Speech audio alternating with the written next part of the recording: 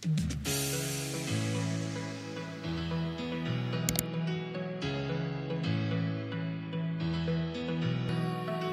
a graça e a paz do nosso Senhor Jesus esteja com todos vocês.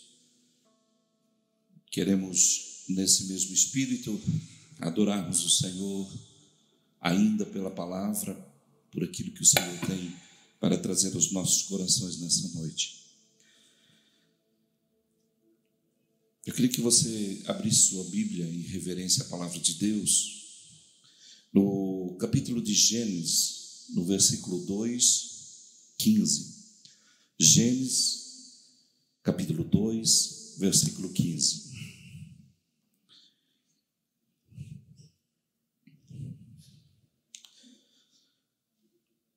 O Senhor Deus colocou o homem no jardim do Éden para cuidar dele e cultivá-lo. E o Senhor Deus ordenou ao homem: coma livremente de qualquer árvore do jardim. Quero também que vocês, por favor, abram a sua Bíblia no livro de Gênesis, capítulo 3, versículo 8.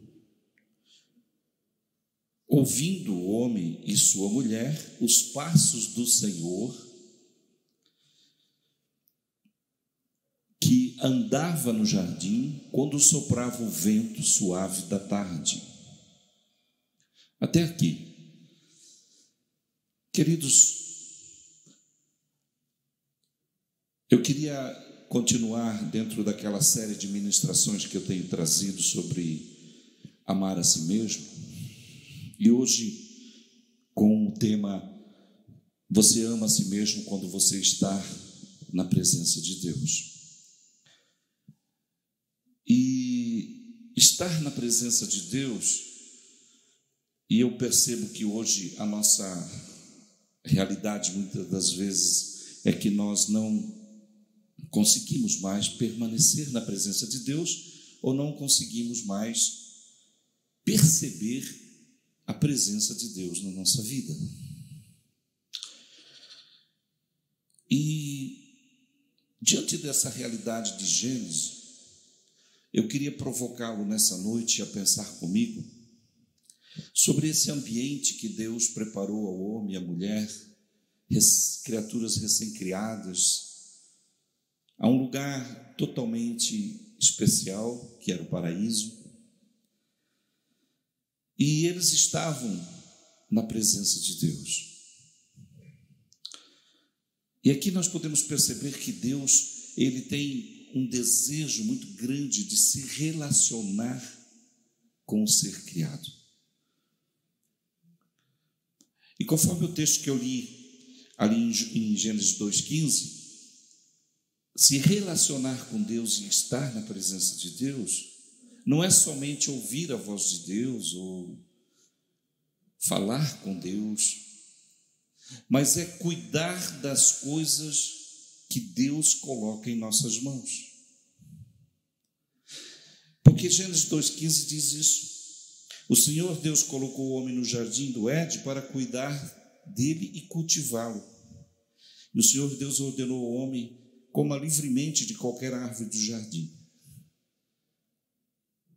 Deus estava aqui dando ao homem autoridade, ordenando. Então, o relacionamento com Deus, ele é muito mais do que apenas falar com Deus, ouvir Deus, mas é cuidar das coisas que Deus coloca nas nossas mãos. E hoje eu queria provocar você a pensar sobre algo: o que nos tira da presença de Deus? O que nos faz muitas vezes não perceber mais a presença de Deus? Talvez você, esta semana mesmo, esse mês, ou você tenha dito: Deus, eu não sinto mais a sua presença, eu não sinto mais, eu não ouço mais a sua voz, eu não me sinto mais na presença de Deus. Agora, será que Deus nos abandonou? Será que Deus se distanciou de nós? Você sabe que o frio nada mais é do que a ausência do sol.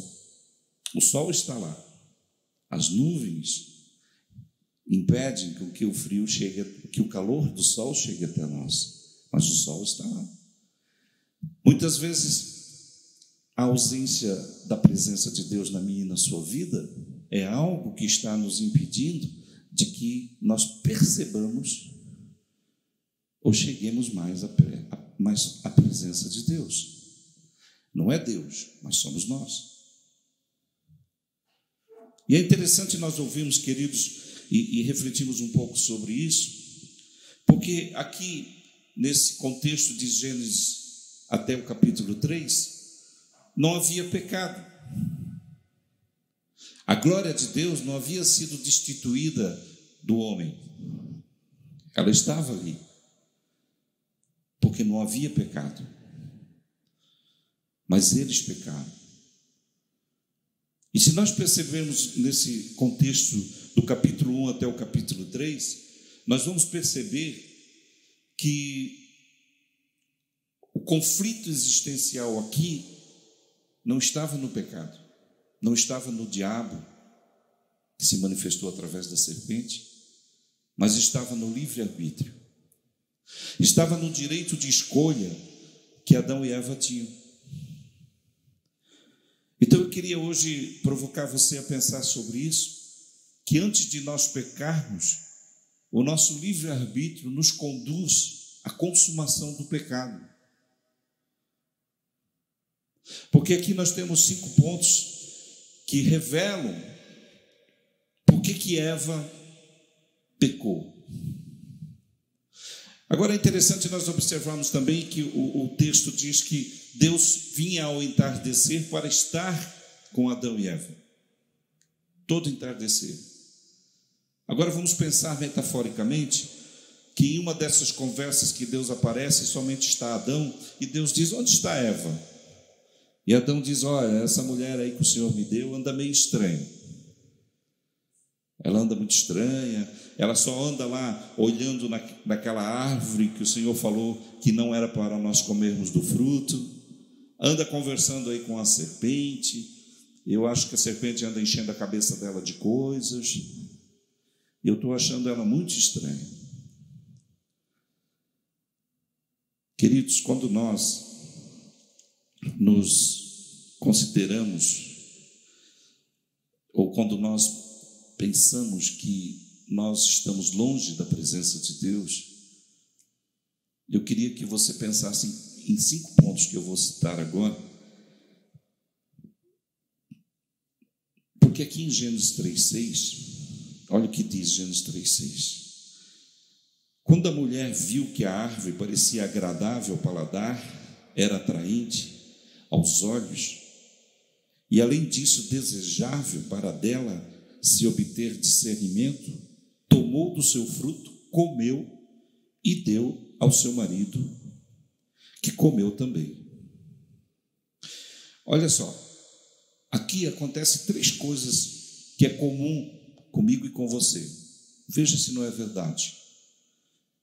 Quando a mulher viu a árvore, ela achou que a árvore era agradável. Depois ela achou que a árvore era atraente. E depois ela achou que a árvore era desejável. Antes da consumação de um pecado, antes da consumação de um vício, de um ato em si, esses são os 3 comportamentos que o ser humano tem. Ele se agrada, ele acha atraente e ele deseja. Aqui não havia pecado. O pecado não estava na terra, o pecado não estava no ser humano. O ser humano não era um ser caído, mas no seu conceito fisiológico de vida, de sentimentos, de desejo, na sua construção de carne, essas 3 coisas já eram fortes. Por isso que o apóstolo Paulo diz que a nossa luta não é contra principados e potestades. Desculpa, quando Paulo diz lá que eu estou confundindo as coisas. Quando Paulo diz que a carne milita contra o espírito, A carne tem força, a carne tem expressão. E aqui nós podemos observar que esse ambiente da carne, esse ambiente do desejo, esse ambiente daquilo que nos atrai, daquilo que é agradável, muitas vezes nos afasta da presença de Deus. E geralmente nós, quando estamos nesse sentimento de estarmos longe do Senhor, nós estamos dando muito valor e muita força à carne. É como sempre eu digo, quando alguém pergunta para você, existe dentro de você dois poderes, a carne e o espírito. Qual que é mais forte? Aquele que você alimenta mais. Talvez a gente diga, é o espírito. Não, é aquele que você alimenta mais. Então a carne é um dos pontos que fez com que Eva começasse a se afastar de Deus. Ela começou a sentir atração, ela começou a sentir desejo, ela começou a ver que aquela árvore, entre todas as árvores, era agradável. É como se Eva estivesse insatisfeita, presta atenção nisso que eu vou falar, é como se Eva se sentisse insatisfeita com a vida. Não tinha morte, não tinha dor, não tinha sofrimento, não tinha tristeza. Agora, queridos, esse é o caminho que muitas vezes nós estamos insatisfeitos com a nossa vida e nós começamos a buscar.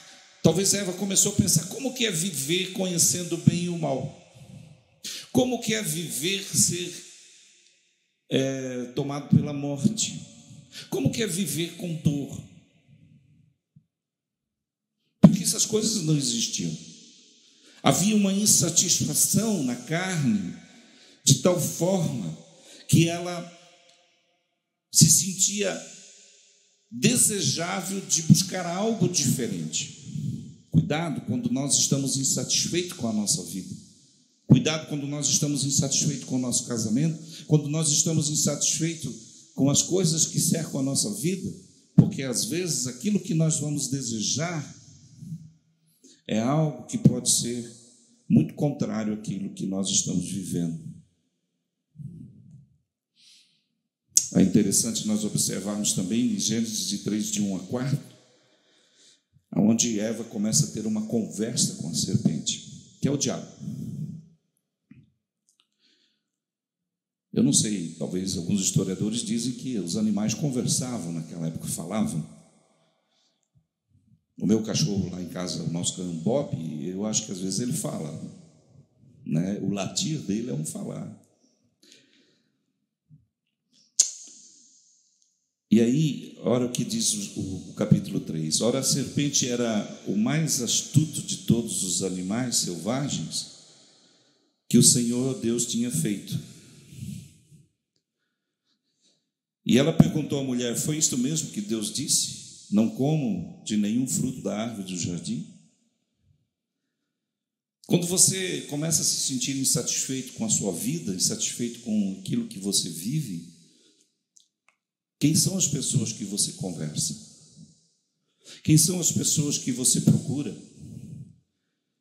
Porque o diabo, ele tem essa qualidade, né? Essa esperteza de colocar pessoas na sua vida que são contrárias, pessoas que vão induzir você a fazer aquilo que é contra a vontade de Deus.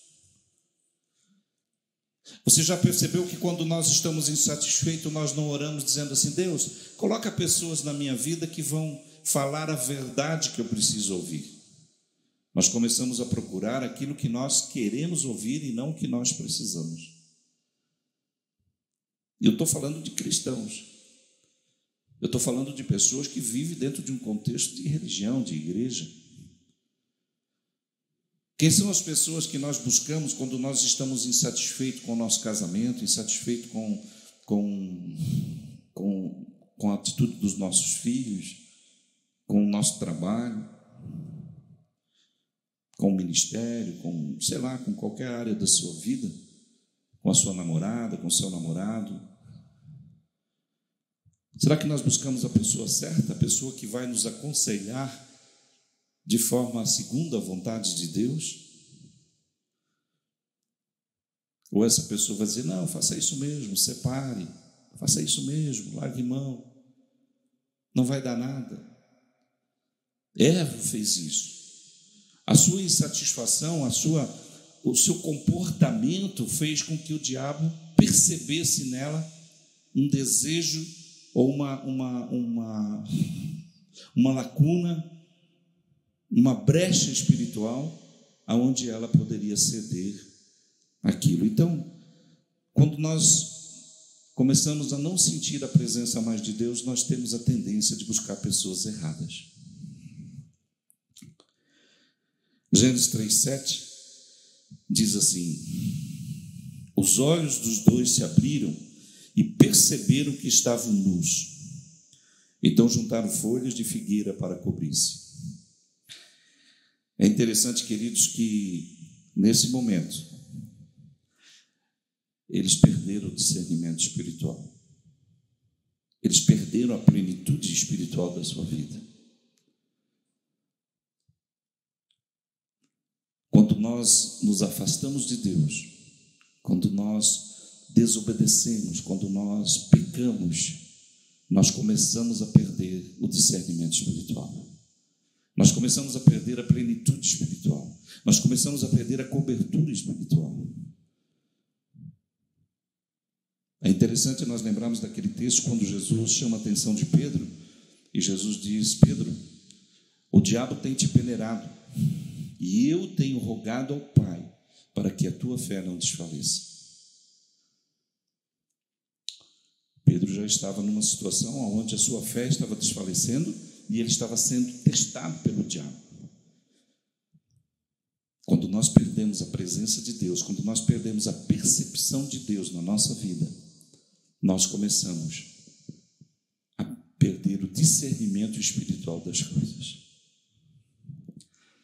E eles perderam essa plenitude de tudo aquilo que eles tinham, de viver na presença de Deus, de viver cuidando das coisas de Deus, segundo o Senhor lhes tinha ordenado.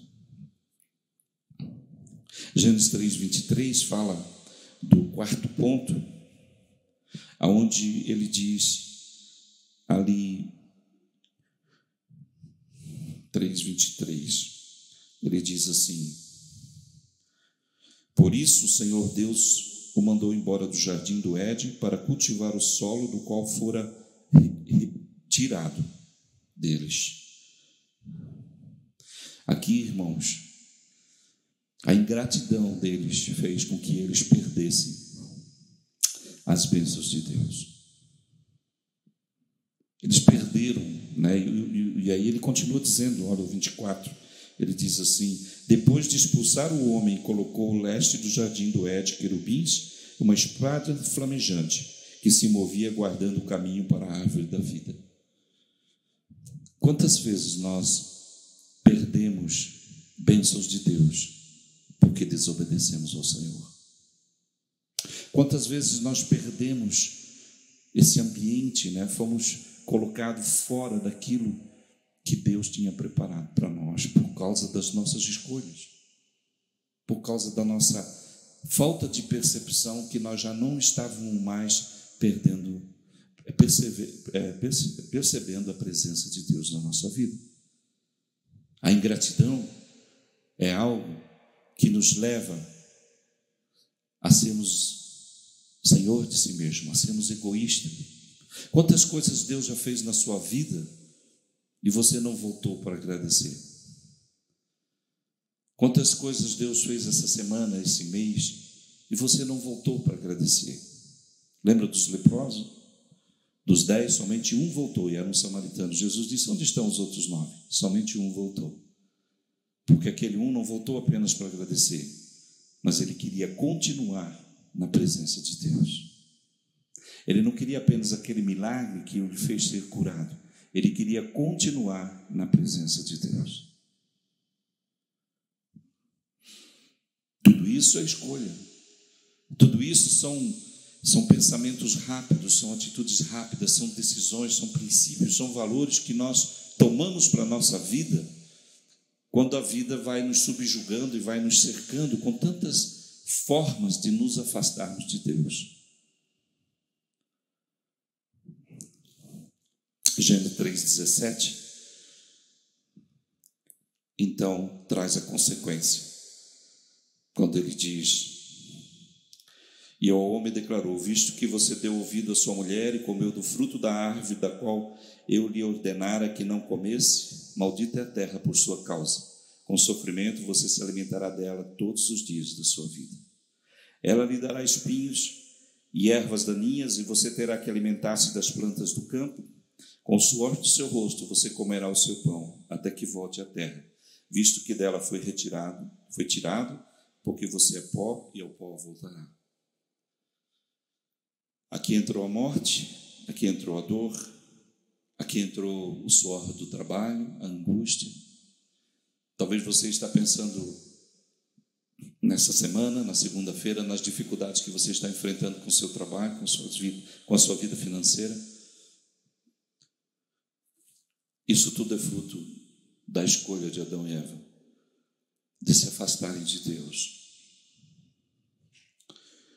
Quando nós vivemos longe da presença de Deus, nós temos consequências que são irreparáveis. Irreparáveis. O salmista Davi diz que não existe lugar melhor para ele estar do que é na presença de Deus. A presença de Deus não é estar numa igreja. A presença de Deus é cuidar das coisas de Deus, é cuidar do seu casamento, cuidar dos seus filhos, cuidar da casa que o Senhor lhe deu, não importa se é alugada. Deus lhe permitiu você estar aí. Hoje eu estava recebendo uma mensagem do irmão Godoy e da Luciane, que estão lá no Maranhão, tiveram que ir para lá porque eles tinham uma casa lá e alugaram, e a casa foi totalmente destruída pelo inquilino.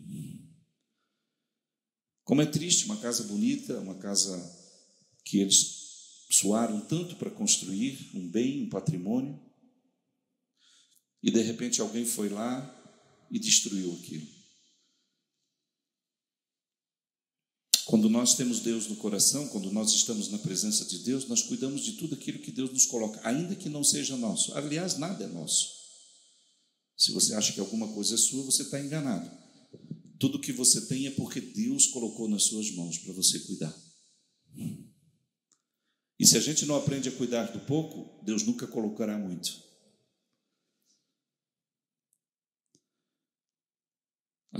A perspectiva daquilo que às vezes as pessoas dizem: o pastor exagera. Nós temos uns cães lá no FASD que a gente pegou da rua, e as pessoas dizem: o pastor exagera com os cães lá, o cuidado. Mas a palavra de Deus diz: maldito é o homem que não cuida dos seus animais. Eu entendo, queridos, que tudo aquilo que Deus colocou na minha vida é para ser bem cuidado. Eu sou mordomo de tudo isso. O princípio que Deus estabeleceu sobre Adão e Eva continua valendo sobre as nossas vidas. Eu já estou terminando e eu queria lembrá-los, por exemplo, da passagem de Paulo, onde em 1 Coríntios 15, 20, 21 ao 25, o apóstolo Paulo diz que Jesus é o segundo Adão.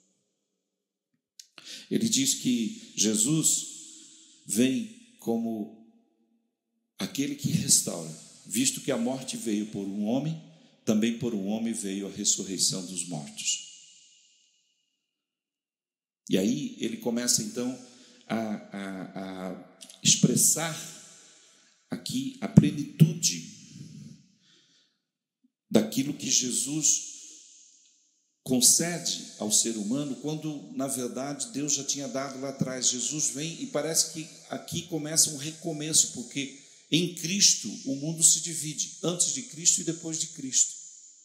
Então em Cristo há uma ordenança dada por Deus através de Jesus. Se nós formos ler, por exemplo, Mateus 18, 20, aonde nós vamos ver ali Jesus na sua ascensão, e Jesus aproximando falou-lhes dizendo: toda autoridade me foi dada no céu e na terra. Portanto, vão e façam discípulos de todas as nações, batizando-os em nome do Pai, do Filho e do Espírito Santo, ensinando-os a guardar todas as coisas que tenho ordenado a vocês, e eis que estou com vocês todos os dias, até o fim dos tempos. A mesma ordenança que Deus deu a Adão e Eva, Deus manifestou em Cristo sobre todo aquele que crê que Jesus é o Senhor e Salvador, que todo aquele que crê que Jesus representa o Pai na terra. Quem vê a mim, vê ao Pai.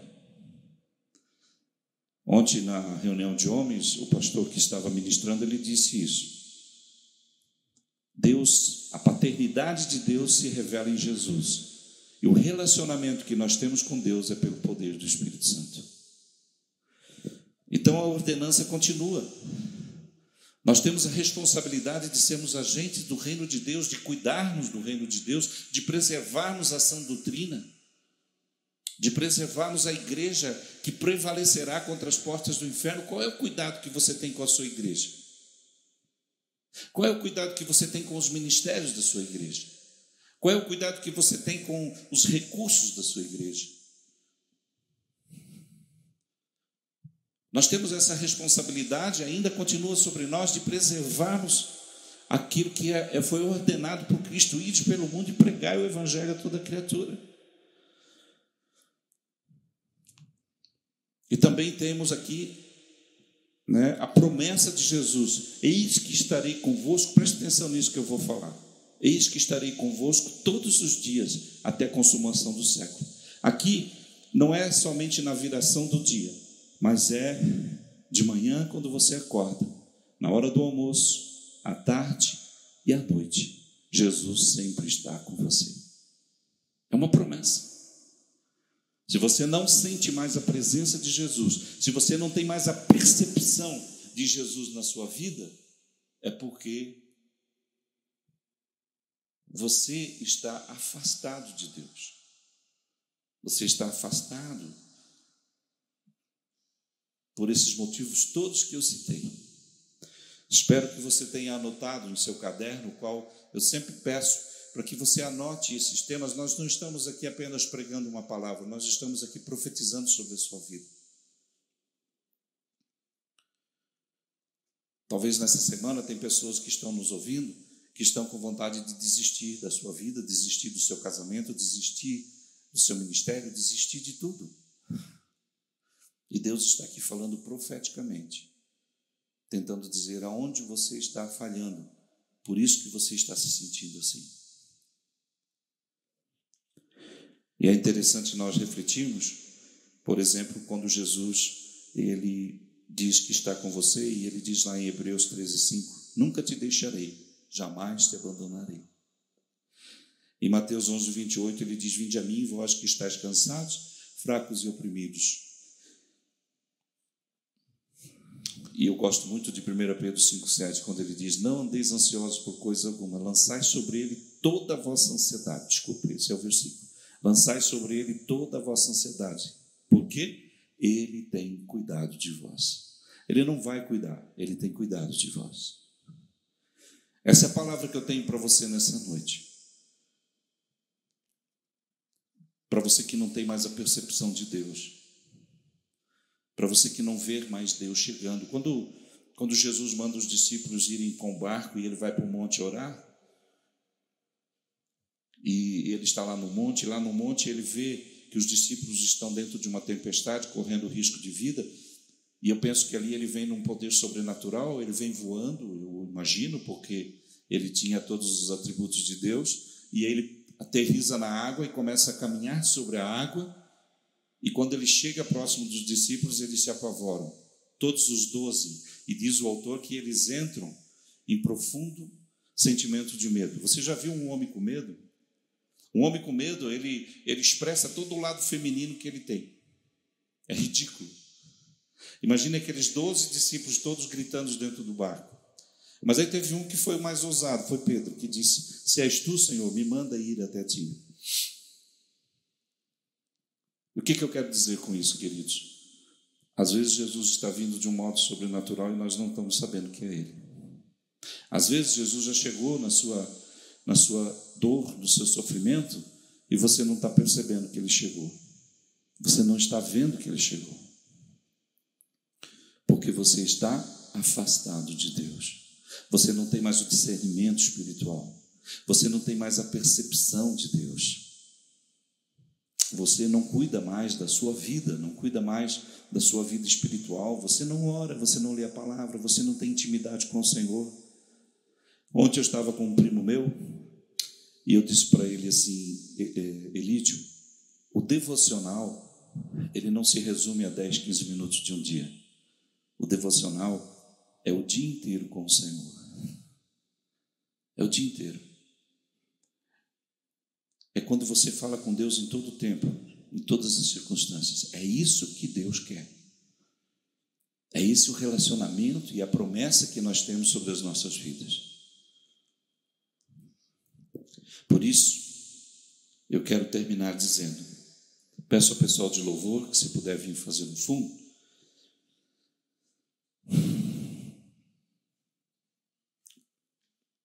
Como está o seu discernimento espiritual? Como está? Como está a força da carne na sua vida? De que forma você tem permitido que a carne sobressaia ante o Espírito? Como que você está lidando com o seu livre-arbítrio, com suas escolhas? Você alimenta, a carne e o Espírito vão se manifestar segundo aquilo que você alimenta mais. Com quem você está falando quando você está com as suas crises existenciais? Quem são as pessoas que você busca? Porque nesses momentos de crise, olha o que eu vou dizer, isso é profético. Nos momentos em que você está perambulando pela árvore, em que você está desejando, em que você está se agradando, o diabo está dizendo, vai. O diabo coloca pessoas que o induz a se afastar de Deus, a se afastar da igreja, a se afastar da palavra. Não vale a pena. Isso tudo é uma mentira, é uma ilusão. Quem são as pessoas que você está buscando nos seus momentos de crise? Você não tem que ouvir o que você quer ouvir, você tem que ouvir o que Deus tem para falar para você. Talvez você, nesse ambiente, perdeu a plenitude do Espírito. A plenitude. Você já não chora mais na presença de Deus. Você já não sente mais aquele amor da presença de Deus. E não adianta você ir num culto de sapatinho de fogo. Não adianta você ir para o monte orar. Não. Você vai encontrar isso, irmãos, lá no seu quarto. Feche a porta do seu quarto.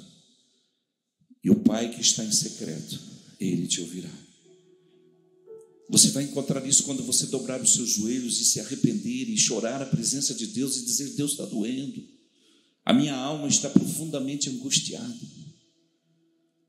Há uma profunda tristeza de alma, há coisas que eu não sei mais como lidar, eu não sei mais como lidar comigo mesmo, eu não sei mais como lidar com meu esposo, com a minha esposa, eu não sei mais como lidar com o meu ministério, eu não sei mais como lidar com a minha vida espiritual. Eu perdi a essência do princípio, eu preciso voltar à essência. E é nesse secreto que o Senhor vai vir sobre a sua vida e vai dizer, eu estou aqui. Eu estou aqui. Calma, eu estou aqui. Aliás, eu sempre estive aqui. E eu precisava que você escolhesse dizer, vem, Pai. Eu precisava que você escolhesse dizer, eu preciso de Ti, Pai.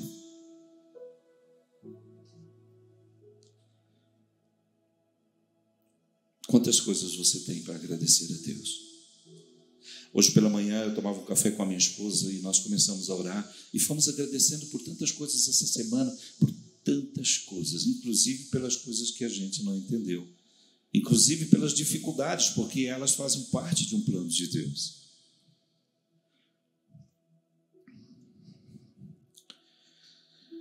Talvez você está vivendo consequências das suas escolhas. Eu queria dizer para você que existe alguém que pode voltar, devolver, restituir aquilo que o diabo tirou de você. Deus não nos abandonou. Mesmo com o pecado de Adão e Eva, Deus enviou o seu Filho para que nós pudéssemos ser alcançados. Ele não nos deu apenas a salvação eterna, Ele resgatou a sua paternidade. A maior essência daquilo que eu e você temos é a paternidade de Deus, é a presença de um Deus que é Pai. Ontem no curso de homens eu dizia,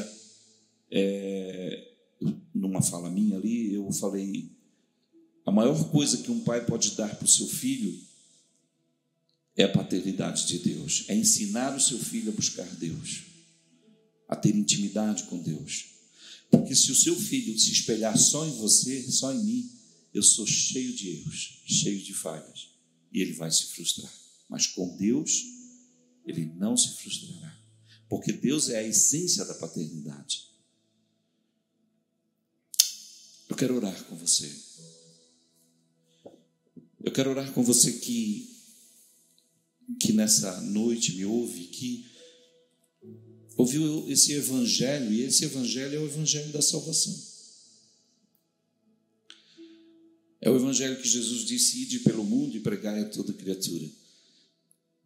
Eu quero orar com você. Eu queria que você repetisse essa oração. Hoje, eu reconheço Jesus como meu Senhor e meu Salvador. Hoje eu o aceito em minha vida, entrego a minha vida, peço perdão pelos meus pecados e tomo posse da cruz, aonde Ele derramou o seu sangue para que os meus pecados fossem perdoados e que o Espírito Santo venha sobre mim e me dê vida em nome de Jesus. Amém. Eu quero orar por você também que está se sentindo tão distante de Deus. Que você possa, junto comigo nessa noite, dizer: Deus, perdoa-me, Senhor, quando eu permiti que a minha carne fosse alimentada. Perdoa-me todas as vezes que blasfemei, perdoa-me todas as vezes que me afastei do Senhor. Perdoa-me todas as vezes que tive pensamentos impuros. Perdoa-me todas as vezes em que deixei de continuar com meus hábitos da leitura da palavra, da oração. Perdoa-me, ó Senhor, todas as vezes que procurei pessoas que foram usadas pelo diabo na minha vida. Perdoa-me, Senhor, quando eu perdi o discernimento espiritual da sua presença, quando eu não vi o Senhor, quando o Senhor estava ali. Perdoa-me, Senhor, porque eu tenho sido ingrato. O Senhor tem feito tanto por mim, pela minha família. Perdoa-me, Senhor, quando eu estou vivendo as consequências das minhas escolhas, do meu direito de escolha. E eu quero hoje entrar na Tua presença. Eu quero hoje ser cheio da Tua presença. E eu oro, Pai, para que o Espírito Santo visite essa pessoa agora que se sente vazia, que ela seja tomada da plenitude do Espírito, que ela seja cheia, que os anjos cuidem dela de uma forma especial como cuidaram de Jesus, porque ela é amada do Senhor. Que o Espírito Santo ministre ela de forma em que ela possa ser tomada de ânimo, de força, de ousadia, de coragem, de graça, de sorriso, de vontade de viver. Alcança ela com o Teu poder agora, Espírito Santo. Visita essa casa, visita os cômodos dessa casa, visita esse carro, visita esse lugar onde essa pessoa está agora ouvindo esta palavra. Que ela seja tomada da presença do Espírito Santo. Que haja paz. Que ela tenha fogo suficiente para se aquecer novamente. Que ela seja aquecida pela presença do fogo do Espírito. Em nome de Jesus. Em nome de Jesus.